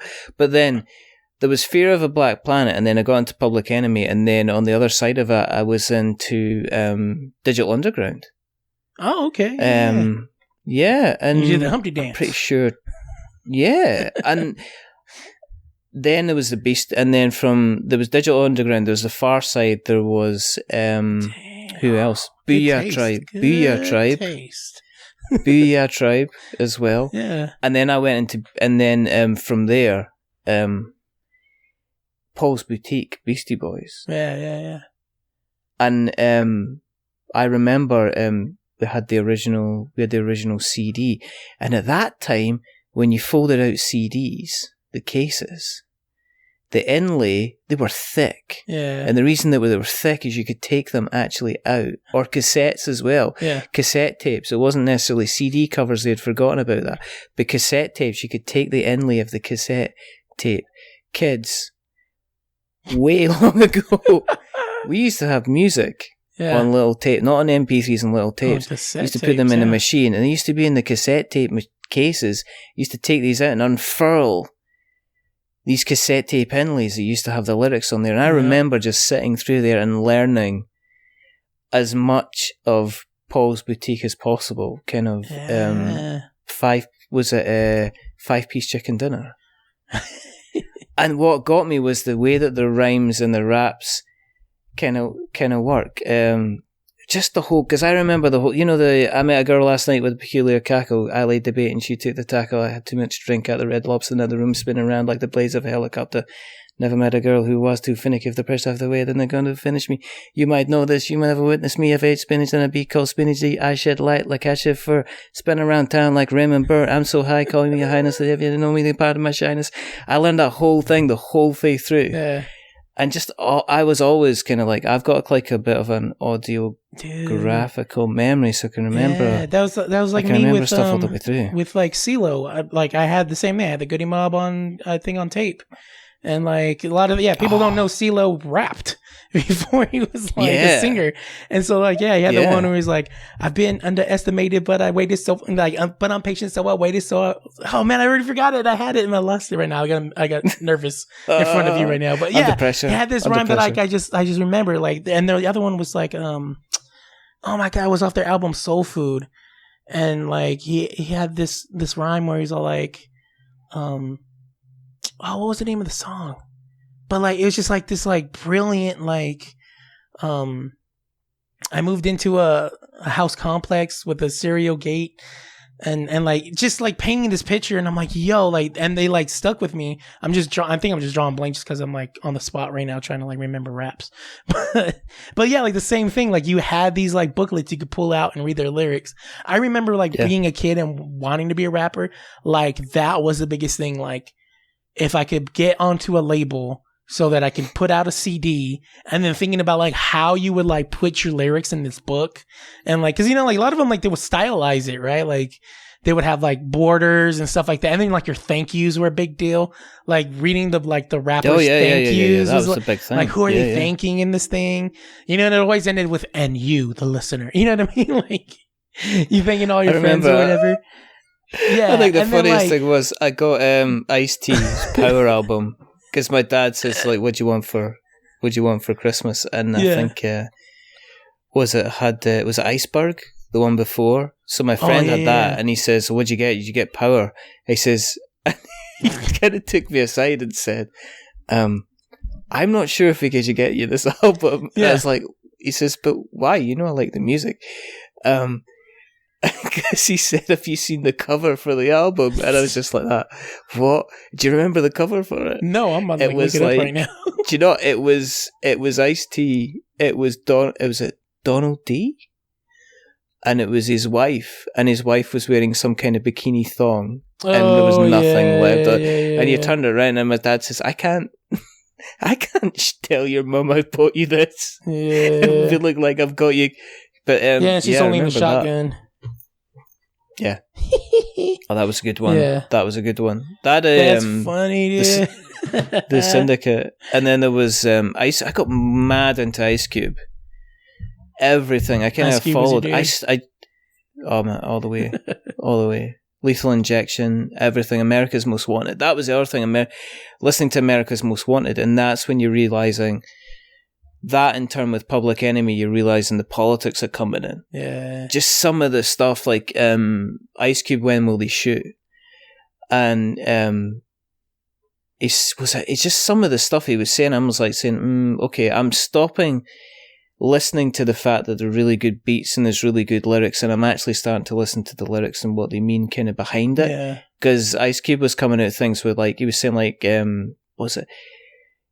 Just like, white man was something I tried to study, but I got my hands bloody. And you're just like, oh my word. And then he said, but to Uncle Sam was Hitler without an oven. Just like, fuck. Mm-hmm. And that was that. But then there was that, and there was, who else? Did you get into the West Side Connection?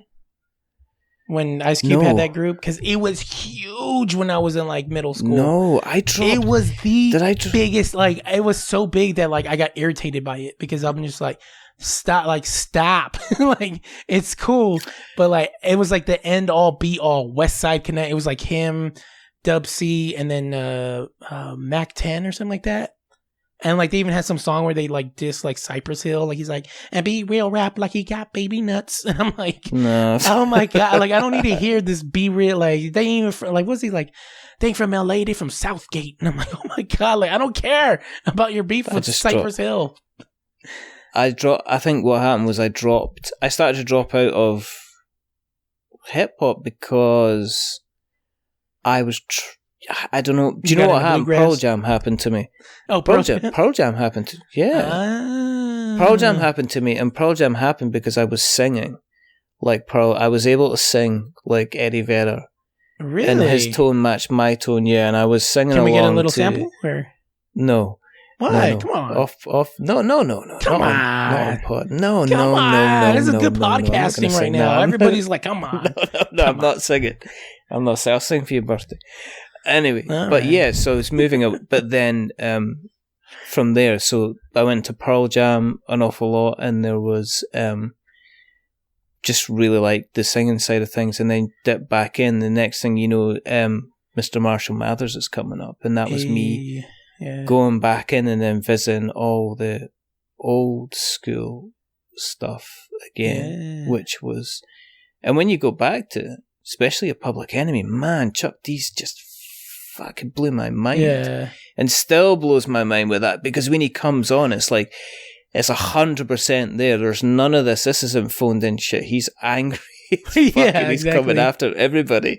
And I just remember listening to that going, this is just phenomenal stuff. But then Eminem, the thing that I got the controversy with Eminem, but then as somebody who had been listening at that point to hip hop for 2 decades at that point, I kind of went, damn, he's going to storm this, because of what it was, the way that he was rhyming stuff that I had never heard before. Because usually when I'd heard it before, it would be like end of rhyme, catchword, next rhyme to the previous end of the line. But then Eminem was coming in, and he was he bends words a lot too. Yeah, totally. Like what it was like, my name is like, hi kids, do you like violence? Want to see me stick 9-inch nails into each one of my eyelids? Like and he's taking sounds. Or the other one with forgot about Dre, like Slim Shady, blow you up like an M80 when the temp gets up to the mid 80s or something like that. Roll my windows up when the temp gets to mid 80s. So it's just like calling men ladies. Sorry, dog, but I've been shady. There's no way they can shade. I think with him, a lot of his stuff was like, the best songs were the songs that weren't the controversy ones. Like on that first album, the one where he was getting bullied. Was it like, I got brain damage? I got beat up by a kid named D'Angelo Bailey. Exactly. Like those songs to me were like, yo, this is genius. Like he's telling a story. His other stuff. But then he got famous because of the controversy stuff. But he got first because of the controversy, because he says, "Oh, look, here's a white." But then he's on the Marshall Mathers second, well, the last one they did before the latest one they dropped. Rap God was just, well, the whole thing. I mean, it's just the same. Him going back into. We did the brain damage song on that one, and he's like, he's doing the one thing that he says he manages to rhyme orange with ninja sword. Just like, what are you doing? And then he does Rap God, and I remember I don't know, maybe I just like been out of it for so long, but I remember listening to Rap God and listening to that particular kind of verse bit where he just goes at 100 miles an hour and then instantly stopping when he finished and rewinding it to that bit again and going, is he actually saying words, or is he just like saying things? Is he just skibbity and then dibbity? That's what we call it, the skibbity dibbity. I know this one guy that like, he's like a skibbity dibbity, because that's all it is. You're not really saying anything, you're just doing the skibbity dibbity because it sounds cool.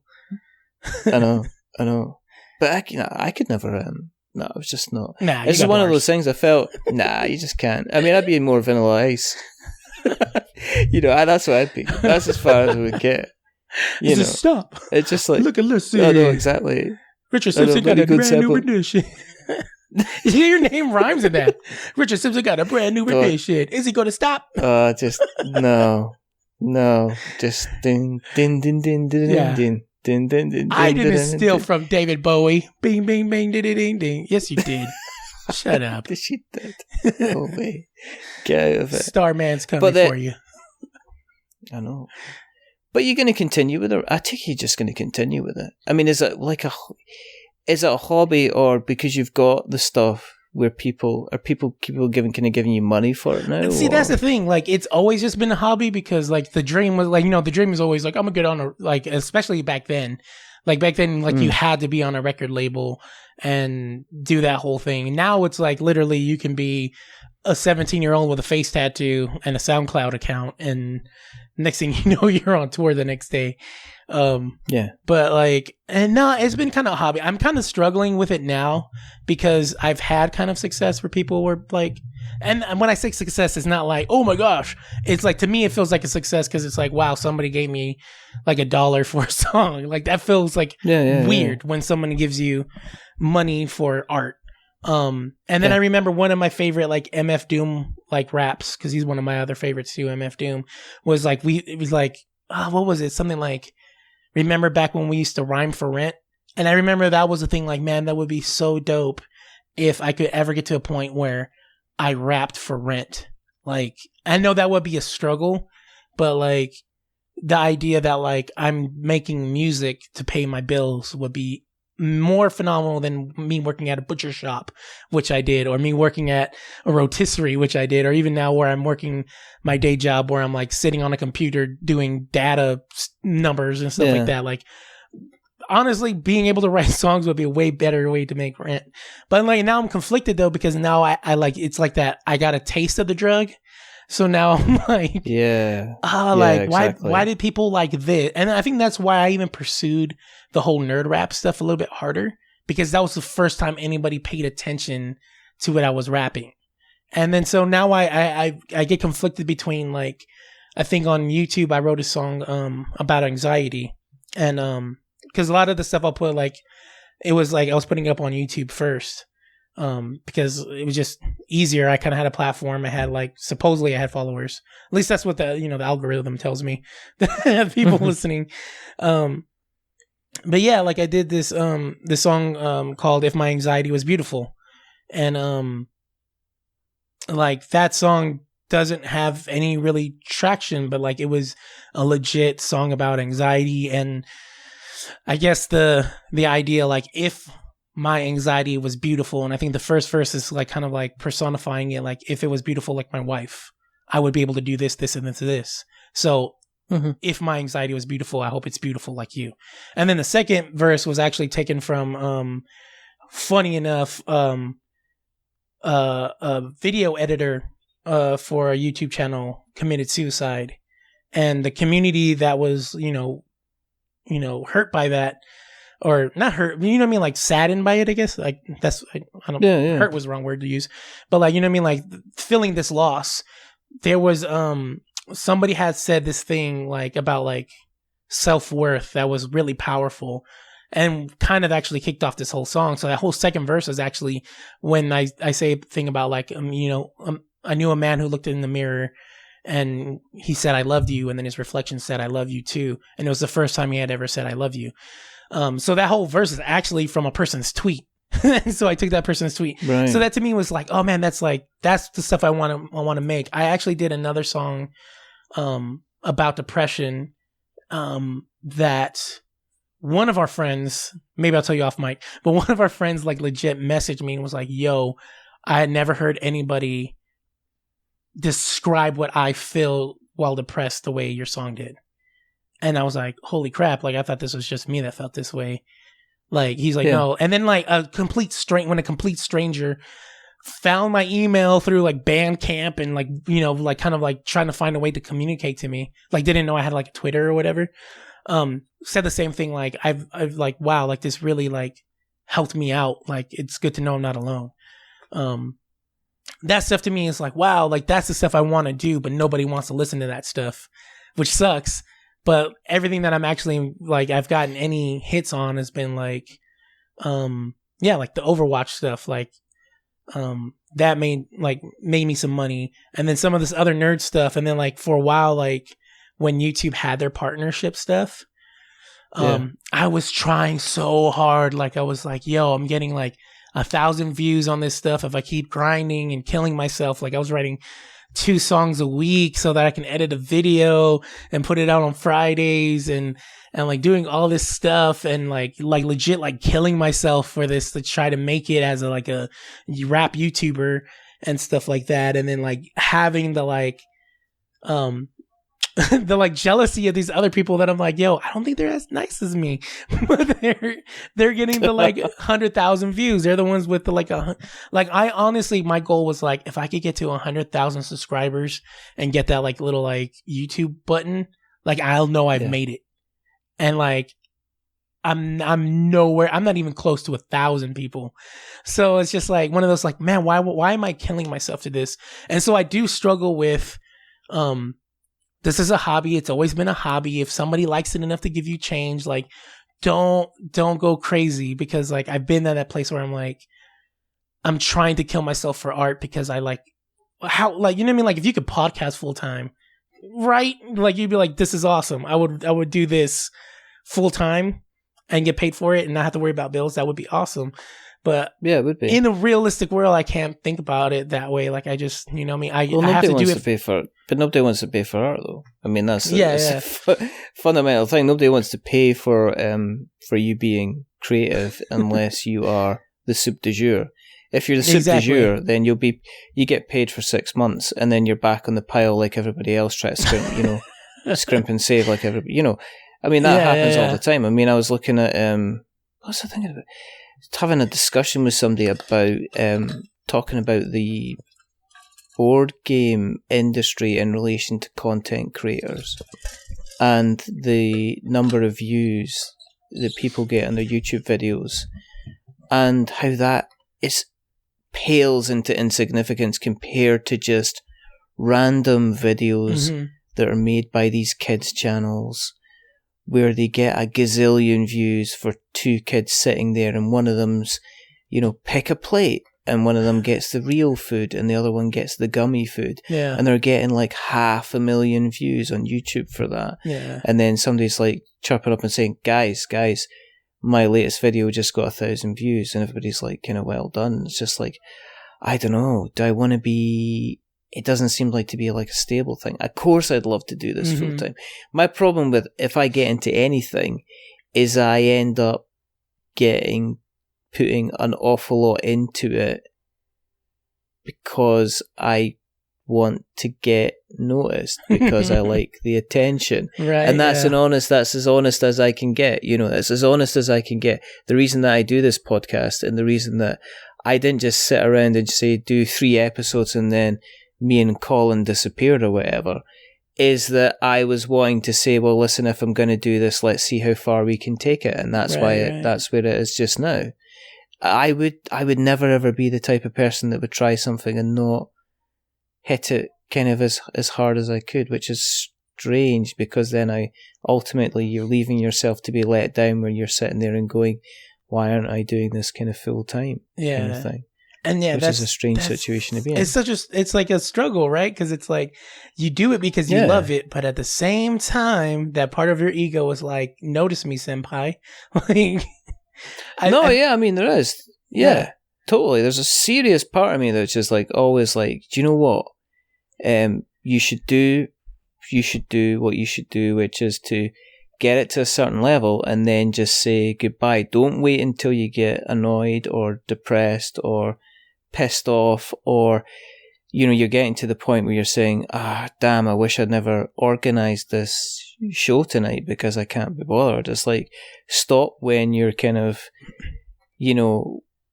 stop when you're feeling you're satisfied and you've done a good, you kind of done a good job. And it's just it is a total kind of like, am I doing this because I'm just wanting to do this?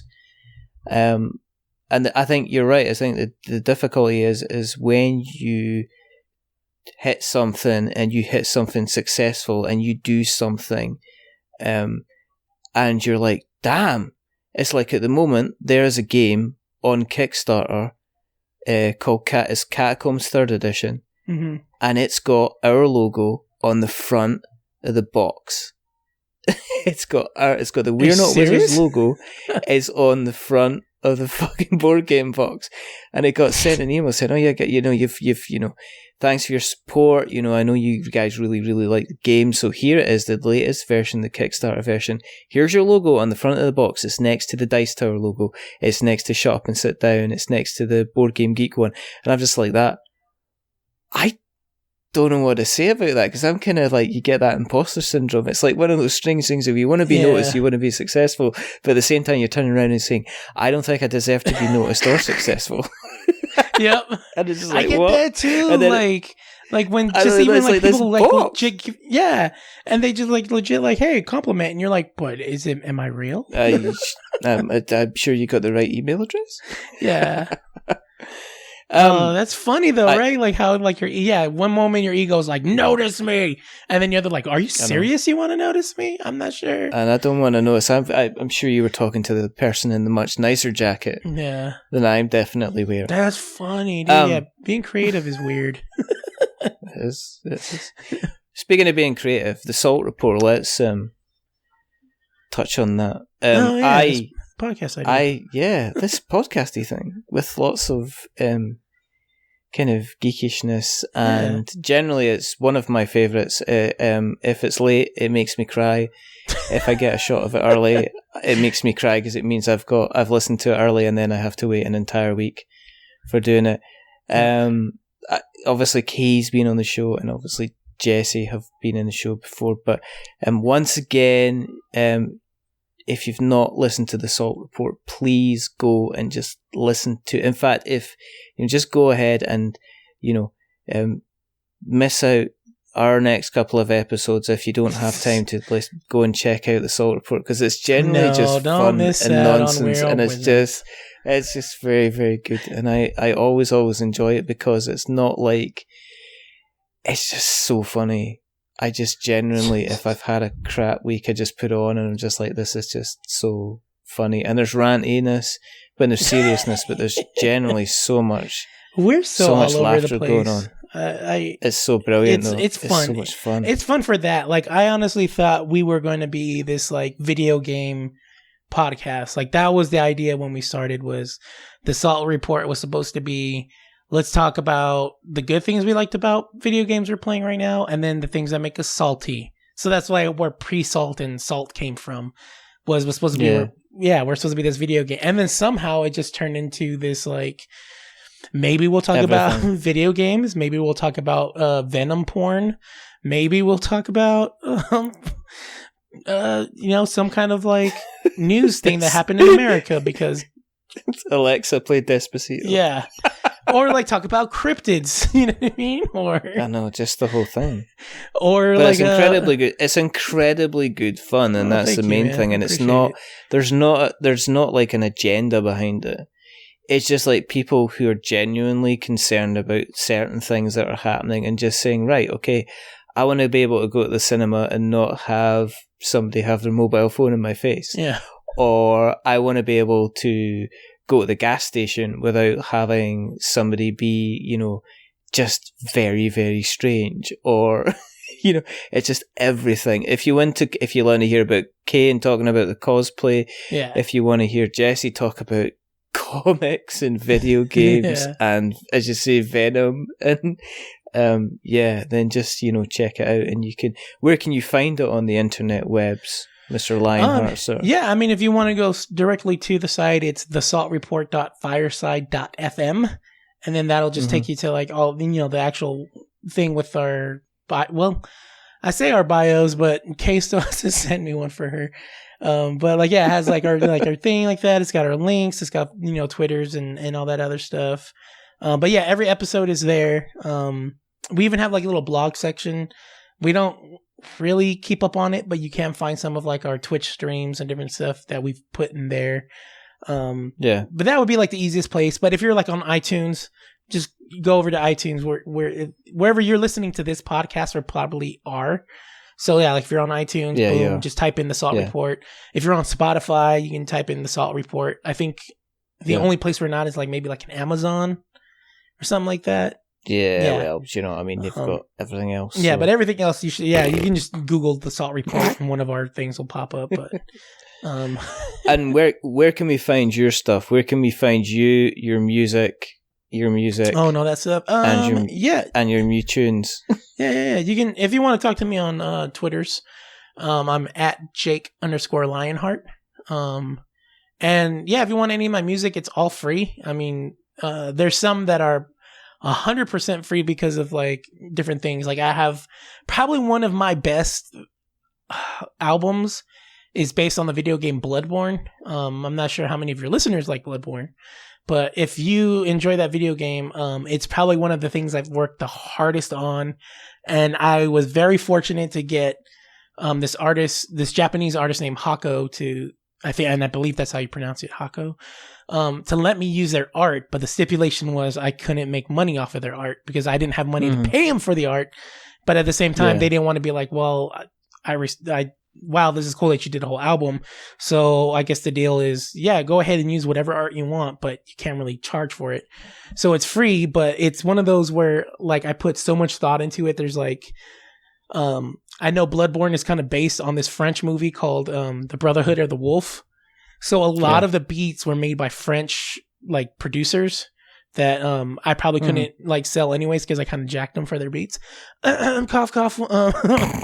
But it's one of my best. I swear. Like even if you don't like Bloodborne, I think I tell the story enough, at least the story from my point of view of how I interpret the lore, that I think you would enjoy it anyways. So I think it's worth checking out. But all the other music is free. Like it'll probably say like pay what you want. You can put in, if you do that, please put in 0. Because that still counts as a sale, so that moves me up whatever charts Bandcamp has. So it's all free, but it's at Jake. No, you don't have to. But it's at JakeLionHeart.bandcamp.com. So I have all my stuff there. I have everything from like lo-fi nerd raps to another one of my favorites that I did. It's called Stray Cat Boom Bap, which it's you guys have to understand that I'm so crazy with this stuff. There's a 70s Japanese actress by the name of Miko Kaji. You might know her music from the movie Kill Bill, because at the end of the Kill Bill movie, when Lucy Liu gets killed, there's this beautiful song that comes on called The Flower of Carnage. And that's this actress singer named Miko Kaji. So I went back and I sampled a lot of her stuff from the 70s. She had this exploitation series of films called, I think it's Stray Cat Rock or something like that. And so it was like Stray Cat Rock and the firefighters and Stray Cat Rock and whatever. So I took that idea and called it Stray Cat Boom Bap, and it's me taking those samples. And that is not necessarily nerd raps. There is one like nerd rap song in it. It's a cosplay about Dragon Ball Z. But the rest of it is all like legit, like trying to be boom bappy rap. So that's another one of my like, I worked really hard on and I'm really proud of. And I don't think nobody really listens to it. Because it's not like, the other stuff I have is like Overwatch. My Overwatch stuff's pretty popular. Another one that's really good is like my Final Fantasy 15. And it's all like based on video games. So I don't know how many of you listening now might like just video game check it out, right? Just check it out. Just worry check it out. about Jake worrying about. Just check it out. Just check it out. The other one that I have is called the Nerd Mixtapes. Check those out because it's nerdy, but it's general nerdiness. So you might enjoy those too. But again, they're all free. I know Richard's telling you to pay me. You don't got to. Just put 0. Enjoy. Just give him money. Just give me a download. That's all I honestly care about. It's cool seeing that like, hey, this person downloaded it. Thank you. And yeah, there's that. So the Salt Report, there's that. If you want to listen to like, I guess some beat, because I make beats sometimes too, you guys. I dabble. I dabble in all kinds of madness.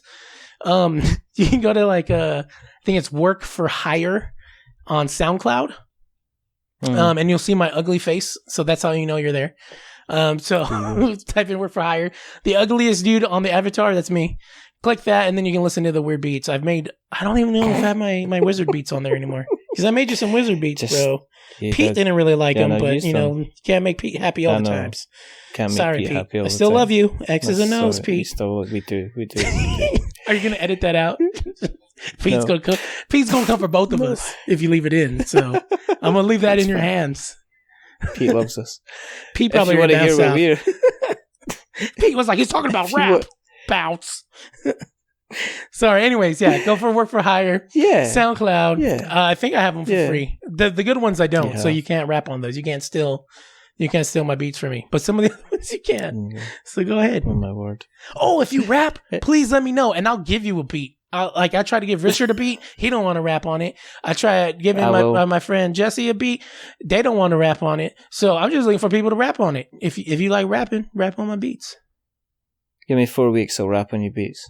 Yeah, I mean, promise. This is I record this, and this is it. We'll Richard's come back. got bars, but Richard don't want to December. record. You don't want to rap on my beats. I'll remember. I mean, his raps are too good for my raps or for my beats. So they're not too good for you. I think they are. They're magical. They're wizardly. No. Don't even wizardly. Start. If you want to keep an eye on what we're up to, then go to Twitter and go to Facebook and go to Instagram and go to Stitcher and Spreaker and Acast. You can find us if you search for We're Not Wizards. You'll always find us because we'll always be there waiting for you to come along and find us. If you want to go to our website, it's we'renotwizards.com. If you want to go to our blog, it's we'renotwizards.blogspot.com. If you want to find us on your Stitchers and your Spreakers and your other podcast catchers, then just find us, because you'll always find us, and we'll be standing there waiting for you to find us. If you like us, go onto Apple Podcasts and consider dropping us a subscription. If you like us really, really much, consider giving us a rating or a review. If you're going to give us a rating or a review, don't give us 10 stars, because it just makes me big-headed. But don't give us 1, because it makes us cry, and je suis ugly crier. I am an ugly crier. Give us 5. It's in the middle. It's average. We are just like totally average. But the person who's not been average tonight is the wonderful, the fantastic Richard Simpson. Jake LionHeart. Oh, thank you. I mean, no, I'm all right. I'm a 5-star kind of guy too, so I'm right in the middle. Definitely. There's only 2 more things to do. The first thing is to remember that we are many things. But you're definitely whether we wizards. rap or sings, we are many things, but we're not wizards. Are we wizards, Jake? No, we're sorcerers. It's different, right? I can't believe you're just failing me on the last point. We're definitely not warlocks. I'll tell you that. I don't want to hear your warlock chant either. You can get back and take that at the back, Jack. Well, I'm not the wizard Pendragon or the wizard Jenkins. I'll say that. Oh, for goodness sake. Okay, and the other thing is to say goodbye. So it's a goodbye. Say goodbye, Jake. Bye, Jake. Dad jokes, bro. We didn't make any dad jokes this episode. We're both dads, bro.